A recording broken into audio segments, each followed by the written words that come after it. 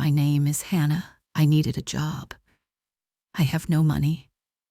My small apartment was cold. The rent was late. My landlord was not a happy man. He had a loud voice. He said, "Hannah, you need to pay." I knew he was right, but knowing did not help.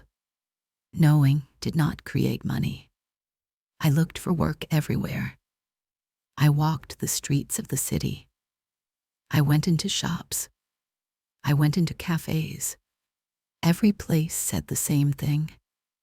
"Sorry, we are not hiring." Or, "Sorry, you do not have experience." My heart felt heavy. Every no was a small stone on my heart. Soon, my heart was very heavy with stones. My food was running out. I ate bread for breakfast. I ate bread for lunch. For dinner, I drank water and tried to sleep. My stomach was empty. It made sad noises. I told my stomach, "Be quiet. Tomorrow will be better." I said this every day. But tomorrow was always the same. One morning, I saw an advertisement in the newspaper. The paper was old. It was on a bench in the park. The wind opened a page for me. It was like a sign. The advertisement was small. It said, "Maid wanted, for a big house. Good pay. No experience needed." My eyes opened wide. No experience needed. Good pay. It was perfect. It was my only hope. I looked at the address. It was in the rich part of town. The houses there were like palaces. I had never been there. I was a little scared. The people there were different. They had nice clothes. They had shiny cars. I had old clothes and tired shoes. But I had to try. I could not stay in my cold apartment. I could not listen to my empty stomach. So I took a deep breath. I folded the newspaper. I put it in my pocket. The address was my new map. A map to a new life, maybe. I walked for a long time. My tired shoes knew the way. The city changed. The buildings became bigger. The streets became cleaner. There were big trees and beautiful flowers. I saw a woman walking a small white dog. The dog had a little coat. It was a very fancy dog. I finally found the street. The houses were huge. They had big gates and long driveways. I felt very small. My old clothes felt very old. I looked at the number on the paper. I looked at the number on a big black gate. It was the same number. This was the place. My hand was shaking. I pushed a small button on the gate. A voice came from a speaker. "Hello, can I help you?" The voice was cold. It was not friendly. "Hello," I said. My voice was small. "I am here for the job, the maid job." There was a long silence. I thought maybe they would say no. Maybe the job was already taken. Then I heard a sound, a buzzing sound. The big black gate started to open. It opened slowly. It was like a big mouth opening. It was inviting me in, or maybe it was going to eat me. I did not know. I walked down the long driveway. The ground was made of smooth stones. My tired shoes made a soft sound on the stones. The house was at the end of the driveway. It was not a house. It was a castle. It had big windows. It had a huge wooden door. I felt like a little mouse. standing in front of a giant. I took another deep breath. The stones on my heart felt very heavy now. I knocked on the big door. My knock was quiet. I was afraid to make a loud noise. The door opened. A woman stood there. She wore a black dress and a white apron. She looked very serious. She was the housekeeper, I think. She looked at me from my head to my shoes. Her eyes were not kind. "You are here for the job?" she asked. I nodded. "Yes, my name is Hannah." She did not smile. "Wait here." She closed the door. I stood alone on the big doorstep. I wanted to run away. I wanted to go back to my cold apartment. It was my home. This place was not my home. This place was scary. But I thought about my landlord. I thought about my empty stomach. I could not run. I had to be brave. "You can do this, Hannah." I said this to myself. The door opened again. The serious woman was there. "Come in," she said. I walked into the big house. I had never seen a place like it. The floor was shiny marble. A huge staircase went up to the second floor. There was a big, beautiful light hanging from the ceiling. It looked like it was made of diamonds. Everything was clean. Everything was quiet. It was a silent, beautiful world. "The owner will see you now," the woman said. She pointed to a big room. "He is in the study." I walked toward the room. My legs felt like jelly. Every step was hard. The study had a big door. It was open a little. I could see a man inside. He was standing by a window. His back was to me. He was tall. He wore a nice suit. I stood at the doorway. I did not know what to do. Should I say something? Should I wait? The man turned around. My heart stopped. The stones on my heart fell away. But it was not a good feeling. It was a feeling of shock. My breath was gone. I could not speak. It was him. It was Ethan. My Ethan. The man I loved. The man who broke my heart 5 years ago. He looked at me. His eyes opened wide. He was shocked too. He said my name. It was just a whisper. "Hannah." I could not answer. All the memories came rushing back. The good memories. The bad memories. Our small apartment. Our little dreams. His hand in my hand. His smile. His words. "I have to go, Hannah. I need to focus on my future." He left. He never called. He never wrote. Now he was here, in this big house, and I was here for a maid's job. I work as a maid for my ex. He is my boss now. My name is Hannah. I needed a job. I have no money. I walked into the big house. The owner turned around. It was him. Ethan just stood there. He looked at me. I looked at him. The big room was silent, but in my head it was very loud. My thoughts were shouting. Why is he here? How did he get this rich? Does he remember me? Of course he remembers me. He said my name. His face had changed a little. He was older. There were small lines near his eyes. He looked more serious, more powerful. He was not the boy I knew. The boy who shared his pizza with me because we only had money for one. This man could buy the whole pizza company. Hannah, he said again. His voice was stronger now. What are you doing here? I found my voice. It was shaky. I saw an advertisement for a maid.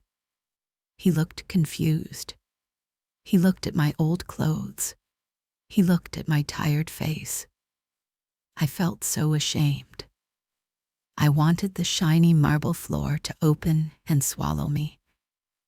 I did not want him to see me like this. Not like this. 5 years ago, I had dreams too. I wanted to be an artist. I painted small pictures. Ethan always told me they were beautiful. He said, "One day, Hannah, your paintings will be in a gallery." We had a life planned. A small, happy life. But he left that life. And he left me. Now he had this big, beautiful life. And I was here to clean it. A maid, he asked. He could not believe it. I just nodded. I could not speak. The shame was a big lump in my throat. He walked closer to me. I wanted to step back. But my feet were stuck to the floor. He stopped in front of me. He was so close. I could smell his cologne. It was expensive. It was not the cheap soap he used to use. "Why didn't you tell me you needed help?" he asked. His voice was soft. It was the voice I remembered. The voice that used to tell me he loved me. I felt a spark of anger. It was a small spark in the sea of my sadness. "Tell you? How? You disappeared, Ethan. You left. No address. No number. Nothing." He looked down. He looked ashamed too. "I know," he said quietly. "I'm sorry." Sorry. The word was small. It could not fix the big hole he left in my life. The serious housekeeper came back. Her name was Mrs. Gable. She looked at us. She saw something was wrong. "Mr. Davies, is there a problem?" she asked him. Mr. Davies. That was his name now. Ethan looked at her. Then he looked at me. He made a decision. "No, Mrs. Gable. There is no problem. Hannah is an old friend. I will handle her interview myself." Mrs. Gable looked surprised. But she just said, "Very well, sir."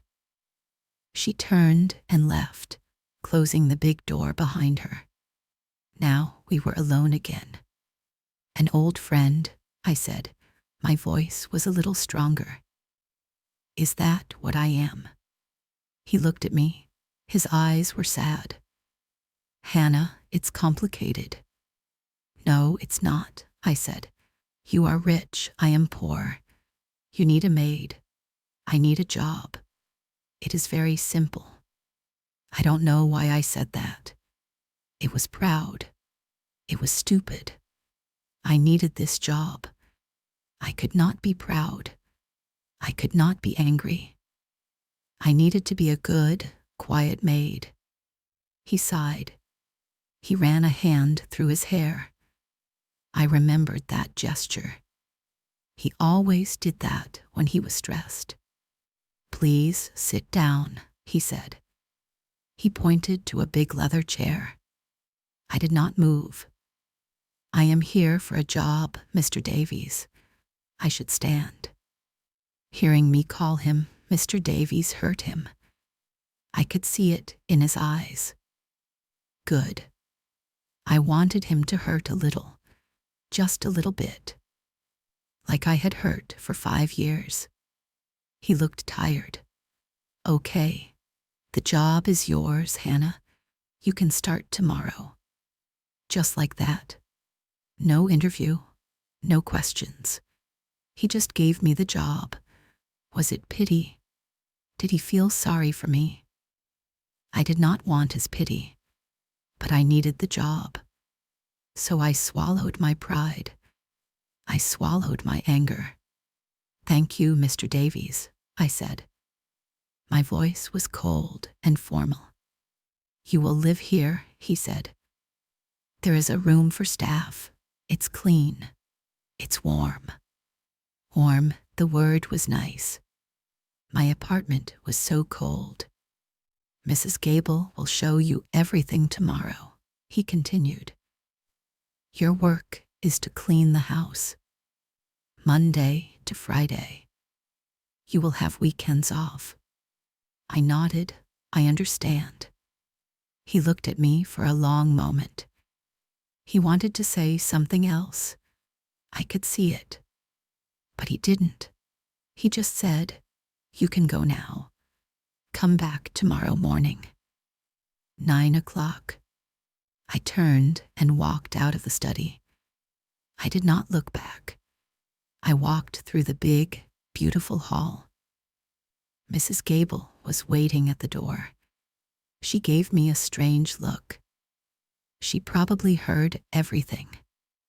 She opened the door for me. I walked out into the sun. I walked down the long driveway. My mind was a storm. I had a job. I had a place to live. A warm place. I should be happy. But I was not happy. I felt sick. My new boss was the man who broke my heart. My new home was his palace. A palace he built after he left me in our small, crumbling apartment. How could I do this? How could I work for him? How could I clean his beautiful house and see his successful life every day? It would be a nightmare. But what choice did I have? Go back to the cold, to the hunger, to the landlord's angry voice? No, I could not go back. I had to go forward. Even if forward was into the past. Even if forward was into his world. The next day, I packed my things. I did not have much. A small bag of clothes, my old sketchbook, a few photos of my parents. I looked around my small apartment one last time. Goodbye, cold room. Goodbye, sad memories. I went to my landlord. I gave him the money I had. It was not enough. "I have a new job," I told him. "I will pay you the rest soon. I promise." He looked at me. He did not believe me, but he took the money. I walked to Ethan's house. This time, the gate opened for me. I was not a stranger anymore. I was staff. Mrs. Gable was waiting. She did not smile. She never smiled. She took me to my room. It was in the back of the house, on the ground floor. It was small, but it was clean. It had a bed, a small closet, and a little window that looked out at the garden. It was much nicer than my old apartment. It was warm. "This is your room," she said. "Your uniform is in the closet. Your work starts now. Today, you will clean the living room." Then she left me alone. I sat on the bed. The bed was soft. I looked at my uniform. It was a simple gray dress and a white apron, just like Mrs. Gable's. I was a maid now, a real maid. I changed into the uniform. It fit. I looked in the small mirror. I did not recognize myself. Who was this person? This sad girl in a maid's uniform. Was this my life now? I went to the living room. It was huge. It had a big fireplace, soft white sofas, and a piano in the corner. There were large windows that let the sunlight in. Everything was perfect. Everything was expensive. Mrs. Gable gave me a list of tasks: dust the furniture, polish the piano, clean the windows, vacuum the rug. So I started to work. I dusted a table. The table was made of dark, shiny wood. On the table was a silver frame. Inside the frame was a picture. It was a picture of Ethan. He was with a beautiful woman. She had long blonde hair and a big smile. They were on a boat. They looked happy. My heart felt that old, familiar pain. A sharp pain. So he had a new life. And a new woman. Of course he did. Why did it still hurt? After all this time. I put the picture down. I did not want to look at it. I tried to focus on my work. Dust, polish, clean. I worked hard. I did not want to think. Work was good for that. When my hands were busy, my mind was a little quieter. I worked all day. I did not see Ethan. I was happy about that. I did not want to see him. I just wanted to be invisible. A ghost who cleaned his house. In the evening, I went back to my small room. I was so tired. My body ached. I ate dinner in the kitchen. There was another maid, a younger girl named Clara, and a cook, an older woman named Maria. They were nice. They talked to me a little. But I was quiet. I did not want to talk. I went to my room and closed the door. I sat on my bed and opened my sketchbook. I wanted to draw. Drawing used to make me happy. It used to be my dream. But my fingers felt stiff. My mind was empty. I could not draw anything. The beautiful images were gone. All I could see was Ethan's face, and the face of the blonde woman in the picture. I closed the sketchbook. I lay down on the bed. The bed was soft and warm, but I felt cold inside. I was living in his house, but I had never felt more alone. Days turned into weeks. My life became a routine. Wake up early, put on the uniform, clean the big, empty rooms, eat in the kitchen, go to my small room, sleep. It was a simple life. It was a sad life. I cleaned every part of that house. I cleaned the kitchen. It was big and modern. It had all the newest things. I remembered our old kitchen. It was so small. We used to bump into each other all the time. Ethan would laugh and steal a piece of whatever I was cooking. We would cook together. We made simple food. Pasta, soup, but we were happy. We would eat and talk for hours. Now, this big, perfect kitchen was always silent.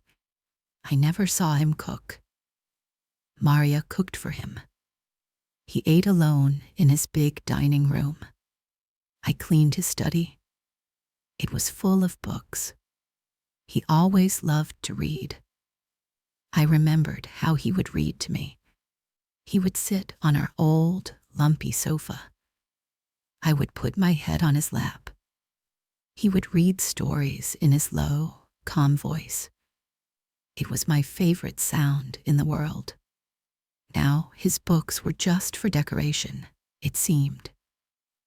They were neat and tidy on the shelves. They looked like they had never been touched. One day, while I was dusting his bedroom, I found something. It was on his nightstand, behind a lamp. It was a small, smooth stone. A gray stone shaped like a heart. I picked it up. My hand trembled.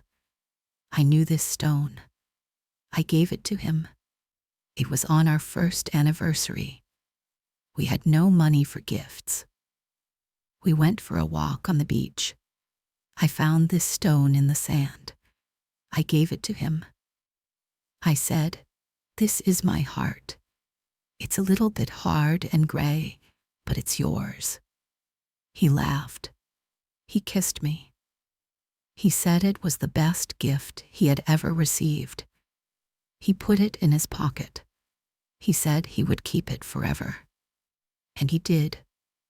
After all these years, after all the money and success, after the beautiful blonde woman, he still had my stone. I held the stone in my hand. It was cool against my skin. Why did he keep it? Did it mean something to him? Or was it just an old thing he forgot to throw away? I didn't know. My heart was confused. Part of me was angry at him. He broke my heart. He left me. But another part of me felt a little bit of hope. A tiny, stupid spark of hope. I put the stone back behind the lamp. It was his secret. And now it was mine too. Ethan and I barely spoke. When we saw each other, we would say, "Good morning, Mr. Davies," and "Good morning, Hannah." That was all. He was my boss. I was his maid. We were strangers living in the same house. But sometimes I felt him watching me. When I was cleaning the hall, I would see his reflection in the shiny floor. He would be standing at the top of the stairs, just looking. When he saw me notice, he would turn and walk away. It was strange. It was like we were playing a game. A sad, silent game. One evening, there was a big storm. The wind was howling. The rain was hitting the windows hard. The lights flickered. Then, with a loud clap of thunder, everything went dark. The power was out. I was in the kitchen with Clara and Maria. Clara screamed a little. Maria lit some candles. The kitchen was filled with a soft, warm light. "The power is often out in a storm like this," Maria said calmly. "It will be back in the morning." Suddenly, the kitchen door opened. It was Ethan. He was holding a flashlight. He looked worried. "Is everyone okay?" he asked. We all nodded. "We are fine, Mr. Davies," Maria said. He looked at me. His eyes found mine in the candlelight. "Hannah, are you okay?" he asked, just to me. "I'm fine," I said quietly. He seemed to relax a little. "Good." He looked around the kitchen. "Well, I guess no one is working anymore tonight." Maria and Clara started to get ready to go to their rooms. I stayed where I was. I didn't know what to do. Ethan stayed too. After the others left, it was just us. The only sound was the rain and the wind. "Are you scared of storms?" he asked me. His voice was soft. I shook my head. "No, I used to be, when I was a little girl." But he didn't know that. "I remember you used to be," he said. My head snapped up. I looked at him. "How did you know that?" I never told him that. He gave me a small, sad smile. "You told me once, a long time ago. You said when you were a child, you would hide under your bed during a storm. You said you felt safe there." I was shocked. I did tell him that. I had forgotten. But he remembered. After all this time, he remembered that small, silly detail about me. I don't hide under the bed anymore, I said. I know, he said. You are stronger now. We were quiet for a moment. The candlelight flickered on his face. He looked different, not like a powerful boss. He just looked like a man, a lonely man. Hannah, he started, we need to talk. There is nothing to talk about, Mr. Davies, I said. I stood up. I wanted to go to my room. I felt safer there. Please, he said. His voice was pleading. Don't call me that. Call me Ethan. I looked at him. You are my boss. I have to call you Mr. Davies. No, you don't, he said. He took a step closer. I don't want to be your boss.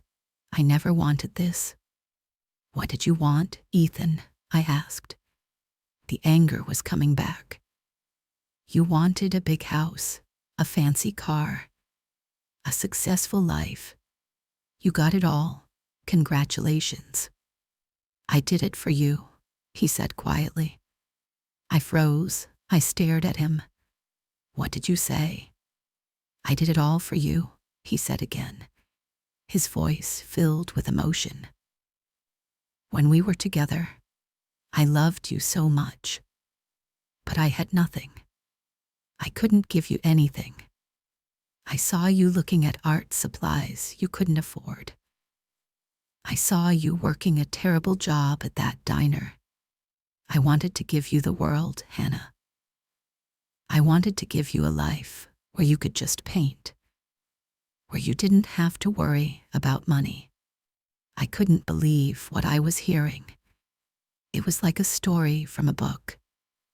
It wasn't real. So you left me, I asked, my voice trembling. To get rich. That makes no sense. I know, he said. It was stupid. I was young and proud. I thought I needed to be a success before I could be with you. I thought it would take a year, maybe 2. I went to work for a big company. I worked day and night. I was obsessed. I lost track of time.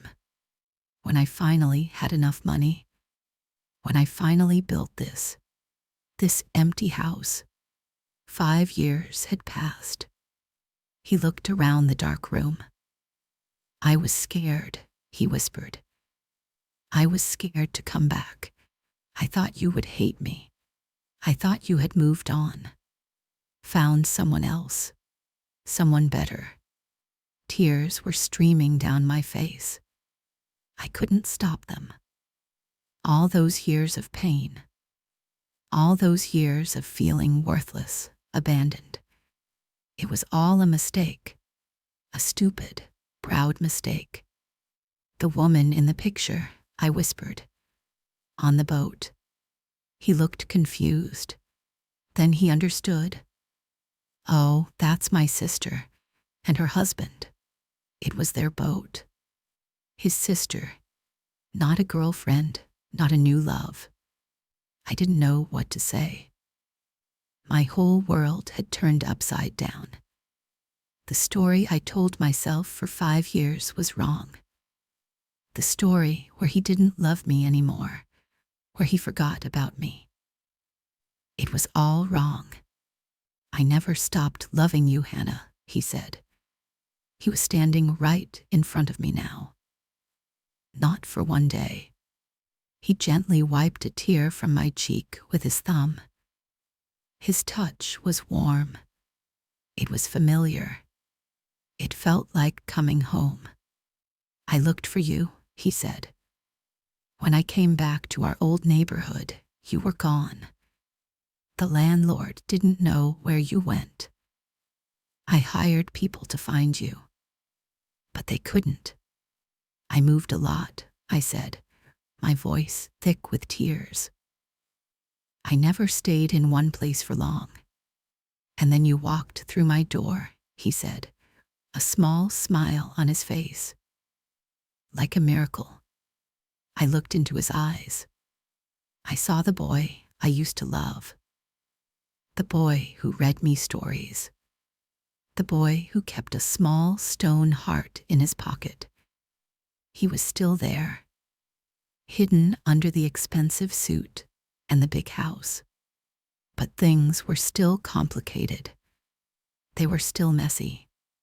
"You are my boss, Ethan," I said. It was the truth. It was the big wall between us. "I don't want to be," he said.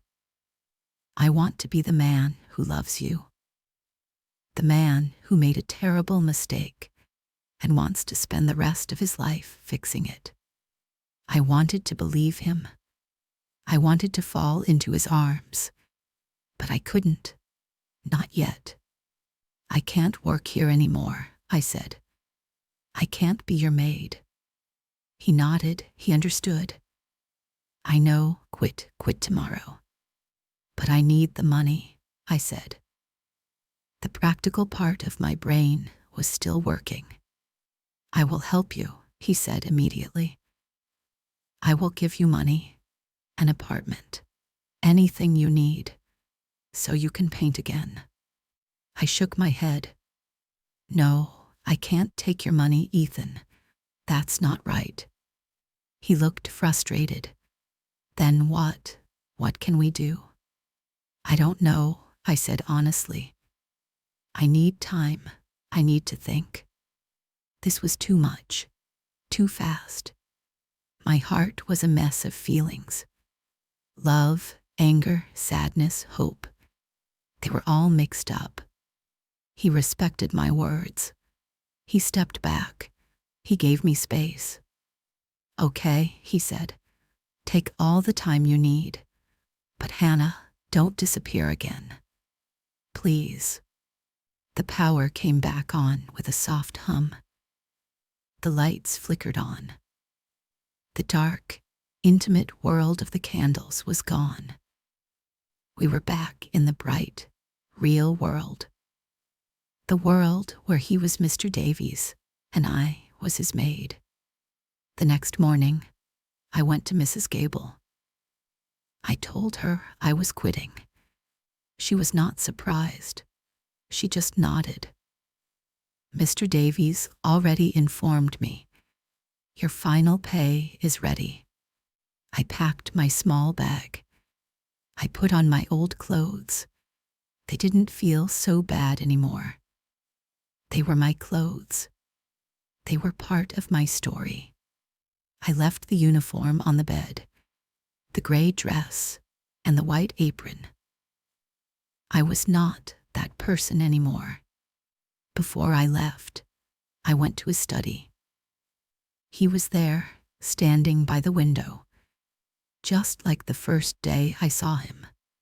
He turned around when I came in. "I'm leaving now," I said.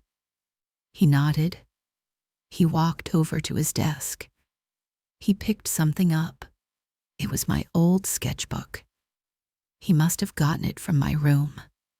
"I looked at your drawings," he said. "They are still beautiful, Hannah. You are still an artist." He held it out to me. I took it. "Thank you for the job," I said. It felt like the right thing to say. It led me back to him, after all. "Will I see you again?" he asked. His voice was full of hope and fear. I thought for a moment. I looked down at my sketchbook. My dream, maybe it wasn't dead. Maybe it was just sleeping. "I am going to find a small apartment," I said, "and a simple job, maybe in a coffee shop. And I am going to start painting again. For me." He smiled, a real happy smile. It reached his eyes. "That sounds perfect. When I have my first painting," I said, feeling brave. Maybe I will show it to you." His smile grew wider. "I would like that very much, Hannah." I walked out of the big house. I walked down the long driveway. This time, I did not feel small. I did not feel scared. I felt like myself again. Hannah, the artist. Life is not a simple story. It is full of twists and turns. Sometimes you get lost. Sometimes you feel like you have nothing. But you must never give up. You must be strong. I found a new apartment. It was small, but it was sunny. I got a job at a small bookstore. I loved being around books. And every evening I painted. The colors came back to me. The images flowed from my heart onto the canvas. I was happy, truly happy. For the first time in a very long time. A few months later, I finished my first painting. It was a painting of a beach. In the sand, there was a small, gray stone shaped like a heart. I called him. He answered on the first ring. "Ethan," I said. "Hannah," he replied. His voice was warm. "I've been waiting for your call." We met in a park. Not his world, not my world, a neutral world. He was not wearing a suit. He was wearing jeans and a simple sweater. He looked like the boy I remembered. I showed him the painting. He looked at it for a long time. "It's beautiful," he said. "It's perfect." We sat on a bench and talked for hours. We talked about the past. We talked about the future. It was not easy. There were still hurts to heal, but we were talking. We were listening. I learned that love is not about big houses or fancy cars. It's about listening. It's about understanding. It's about remembering the small things, like a fear of storms or a stone from the beach. Our story is not over. It is just beginning. A new beginning. A second chance. And I am ready for it. Life can be hard. Maybe your life is hard right now. It's okay to feel lost. It's okay to feel scared. But remember to be brave. Remember that things can change. Your story is still being written. And you are the one holding the pen. You can do this too. Keep going.